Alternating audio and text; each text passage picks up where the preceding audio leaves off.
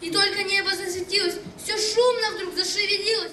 Орус тили Кыргызстанда жаңы мейкиндиктер деген аталыштагы сынактын биринчи бөлүгү аяктап жатат. Долбоор Россия президентинин фондунан каржыланып, жарандык коомду өнүктүрүүгө багытталган. Буга чейин өлкөнүн билим берүү мекемелеринде орус тили жана адабиятынан сабак берген мугалимдер эссе жазып, сынакка катышып, жыйынтыгында 40тан ашуун агартуучу тандалып алынган. Аларга 28-30 май күндөрү Бишкек шаарында үлгү сабак өткөрүлүп, мыктылары Россияга жолдомо алышат. Ошондой эле окуучулар арасында орус тилинде ыр же чыгармаларды көркөмдөп окуу боюнча конкурс уюштурулган. Чыгармачыл иш-чарага катышууга 160 арыз келип түшкөн. Калыстар тобунун баасына татыган өспүрүмдөргө баалуу сыйлыктар каралган. Орус гуманитардык миссиясы буга чейин дагы Кыргызстанда бир нече долбоорлорду ишке ашырган.